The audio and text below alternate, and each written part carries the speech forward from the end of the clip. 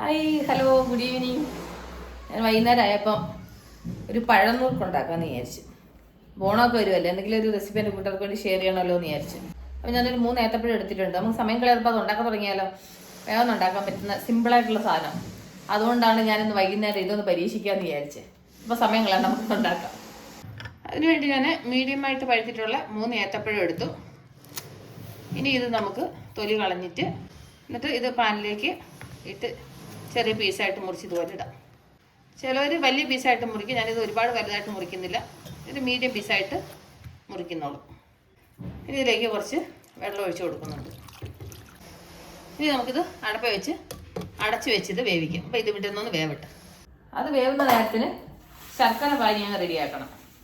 എൻ്റെ അടുത്ത് പൊടി ശർക്കരയാണുള്ളത്. നിങ്ങൾക്ക് മധുരം എത്ര വേണം അതിനനുസരിച്ചിട്ട് ശർക്കര എടുക്കണം കേട്ടോ. അപ്പോൾ അതും അടപ്പ വെച്ച് ശർക്കര പാനിയാവാൻ വെച്ചിട്ടുണ്ട്. പിന്നെ വേണ്ടുന്ന തേങ്ങാപ്പാലാണ്.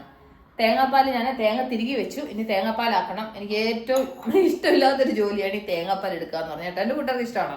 ഇനി തേങ്ങാപ്പാൽ എടുക്കുന്നത് ഭയങ്കര മടിയായിട്ടോ. തേങ്ങ വേണ്ട തിരിക. പിന്നെ ഈ തേങ്ങാപ്പാൽ പിഴിഞ്ഞെടുക്കാന്ന് പറഞ്ഞാൽ ഇച്ചിരി മടിയുള്ള കൂട്ടത്തിലാണ്. എന്നാലും ചില സാഹചര്യത്തിൽ നമുക്ക് വേണ്ടി വന്നാൽ നമ്മൾ ചെയ്തല്ലേ വരത്തുള്ളൂ. ഞാൻ എന്താ ചെയ്യുന്നത് വെച്ച് കഴിഞ്ഞാൽ തേങ്ങ ഈ മിക്സിയുടെ ജാറിലോട്ട് ഇടും. കുറച്ച് വെള്ളം ഒഴിച്ച് നന്നായിട്ടങ്ങ് അരച്ചിട്ട് തേങ്ങാപ്പാൽ പിഴിഞ്ഞെടുക്കാറാണ് പതിവ്. അപ്പോൾ ഞാൻ ആവശ്യത്തിനുള്ള തേങ്ങ മിക്സിയുടെ ജാറിലോട്ട് ഇട്ടു. ഇതൊന്ന് അരച്ചെടുക്കണം. അത് ജാറിൽ ഇങ്ങനെ ഒന്ന് അരച്ചതിന് ശേഷം വലിയ അരിപ്പെടുക്കുക. ഇതിലേക്ക് ഇങ്ങനെ അങ്ങ് ഒഴിച്ചിട്ടങ്ങ് ഇത് ചെയ്തെടുക്കും. അത് കഴിഞ്ഞിട്ട് പിന്നെ ഒരു വട്ടം കൂടെ ചായ അരിപ്പയിലോട്ട് അരിച്ചു കഴിഞ്ഞാൽ തേങ്ങാപ്പാൽ റെഡി.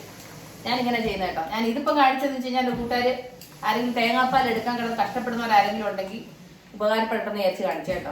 അപ്പോൾ ഈ തേങ്ങാപ്പാൽ ഞാൻ ഒന്ന് പിഴിഞ്ഞെടുക്കട്ടെ. എത്ര പെട്ടെന്ന് തേങ്ങാപ്പാൽ റെഡിയാക്കി എടുത്തു. അപ്പോൾ ഈ തേങ്ങാപ്പാൽ റെഡിയായ നേരത്തിന് പഴം ഒരുവിധം വെള്ളമൊക്കെ വറ്റിയിട്ടുണ്ട്. ഉണ്ടല്ലേ, വെള്ളമെല്ലാം നന്നായിട്ട് വറ്റി. ഇനി നമുക്കിതിലേക്ക് ശർക്കര പാനി ചേർത്ത് കൊടുക്കണം. ശർക്കര പാനി നന്നായിട്ട് തിളയ്ക്കുന്നുണ്ട്. ഇതിലേക്ക് നമുക്കങ്ങ് ശർക്കര പാനി ഒഴിച്ചു കൊടുക്കാം. ഇനി ഈ ശർക്കര പാനിക്കകത്ത് കിടന്ന് ഈ പഴം നന്നായിട്ടൊന്ന് ആ ശർക്കര പാനിക്ക് ഞാൻ നന്നായിട്ടൊന്ന് പിടിക്കണം. ഇതിൻ്റെ കൂട്ടത്തിൽ കുറച്ച് നെയ്യും കൂടെ ഒഴിച്ചു കൊടുക്കണം. ഇതിലേക്ക് 1 ടേബിൾ സ്പൂൺ നെയ്യും കൂടെ ഒഴിച്ചു കൊടുക്കുന്നുണ്ട്. ഇനി ഈ ശർക്കര പാനിക്കകത്ത് കിടന്ന് ഏത്തയ്ക്ക നന്നായിട്ട് വെന്ത് ഇതിനകത്ത് ശർക്കര നന്നായിട്ടൊന്ന് പിടിച്ചൊന്ന് ഡ്രൈ ആവട്ടെ. അത് കഴിഞ്ഞ് നമുക്ക് തേങ്ങാപ്പാൽ ചേർക്കണം.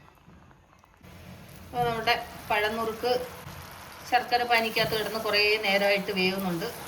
ഇല്ലേ, ഇനി നമുക്ക് ഇതിലേക്ക് അങ്ങ് തേങ്ങാപ്പാൽ ചേർത്ത് കൊടുക്കാം. അങ്ങനെ കട്ടിയുള്ള തേങ്ങാപ്പാലാണ് എടുത്തേക്കുന്നത്. 1-ാം പാൽ മാത്രമേ എടുത്തോളൂ.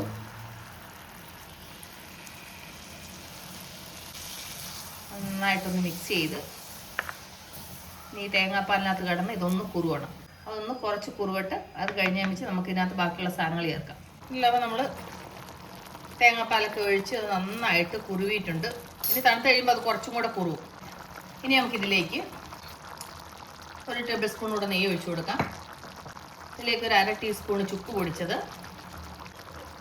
1/4 ടീസ്പൂൺ ഏലക്ക പൊടിച്ചത് ഇത്രയും കൂടെ ചേർത്ത് നന്നായിട്ടൊന്ന് മിക്സ് ചെയ്തിട്ട് അത് സ്റ്റൗ ഓഫ് ചെയ്യും. നമ്മുടെ പഴനുറുക്ക് റെഡി ആയിട്ടുണ്ട്.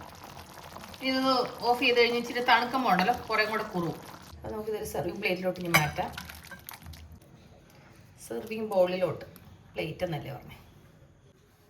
ഇതൊന്ന് തണുക്കട്ടെ. അപ്പം പഴനുറുക്ക് ചെറുതായിട്ട് തണുത്തിട്ടുണ്ട്. നമുക്ക് കുറച്ചൊന്ന് കഴിച്ചു നോക്കിയാലോ. ഞാനത് ആദ്യമായിട്ടാണ് ഉണ്ടാക്കുന്നത്. എല്ലാവരും ഉണ്ടാക്കുന്നുണ്ട്. അപ്പോൾ ഞാനൊന്ന് ഉണ്ടാക്കി നോക്കാമെന്ന് വിചാരിച്ചു. ഇതിങ്ങനെ കഴിച്ചാൽ പറ്റത്തില്ല.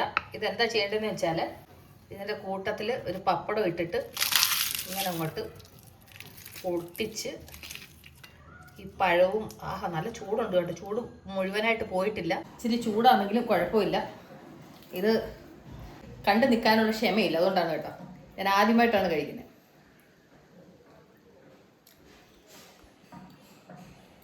സൂപ്പർ, ഒരു രക്ഷയില്ല കേട്ടോ. എൻ്റെ കൂട്ടുകാരിത് ഉണ്ടാക്കിയിട്ടുണ്ടോ? ഉണ്ടാക്കിയിട്ടില്ലെങ്കിൽ മിസ് ചെയ്യാതെ ഈ വീഡിയോ കണ്ടാൽ ഉടനെ ഉണ്ടാക്കുക. അല്ലെങ്കിൽ ഓണത്തിൻ്റെ അന്ന് സ്പെഷ്യലായിട്ട് ഉണ്ടാക്കിക്കോ. വാ, തമാശയില്ല. ഞാൻ ഫസ്റ്റ് ടൈമാണ് ഞാൻ കഴിക്കുന്നത്. ഞാൻ കഴിച്ചിട്ടില്ല. ഞാനിതിപ്പോൾ ഒരു ട്രെൻഡിങ് ആയിട്ട് ഇങ്ങനെ പോയിക്കൊണ്ടിരിക്കുമ്പോൾ ഞാൻ വെച്ച് എല്ലാവരും ഉണ്ടാക്കുന്നത് ഞാനൊന്ന് ഉണ്ടാക്കി നോക്കണമെന്ന് പറഞ്ഞിട്ട് ഒന്ന് ട്രൈ ചെയ്തതാണ്. പക്ഷെ ഭയങ്കര ടേസ്റ്റ്. വാ, പറയാൻ വാക്കുകളില്ല. ഇനി ഞാൻ കുറേ നേരം ഞാനിങ്ങനെ കഴിപ്പിച്ച് എൻ്റെ കൂട്ടുകാരെ കൊതി പിടിപ്പിക്കുന്നില്ല. അപ്പം എൻ്റെ കൂട്ടുകാർ മറക്കാതെ ട്രൈ ചെയ്ത് നോക്കും. അപ്പോൾ ഓണത്തിൻ്റെ ഒരു വിഭവം ഇതായിക്കോട്ടെ, അപ്പം മറക്കാതെ ഉണ്ടാക്കുക. കാരണം വെച്ച് കഴിഞ്ഞാൽ ഞാനിനിപ്പം ഓണത്തിൻ്റെ അന്ന് ഇത് ഉണ്ടാക്കൂല, കാരണം വെച്ചാൽ ഓൾറെഡി ഞാനിത് ഉണ്ടാക്കിയില്ലേ. അതുകൊണ്ട് ഓണത്തിൻ്റെ ഒന്ന് പായസം വല്ല വെക്കണമെന്ന് വിചാരിക്കുന്നത്. ഓക്കെ, അപ്പോൾ എൻ്റെ കൂട്ടുകാരെ മിസ് ചെയ്യാതെ ഇത് ഉണ്ടാക്കി നോക്കുക. അത്ര നല്ല ടേസ്റ്റ് ആയിട്ടുള്ള സംഭവം കേട്ടോ. അപ്പോൾ ഞാനിതൊന്ന് പോരും സമാധാനമായിട്ട് കഴിക്കട്ടെ. അപ്പം ഉടനെ തന്നെ അടുത്ത വീഡിയോ വീണ്ടും കാണാതെ. Take care, bye, see U.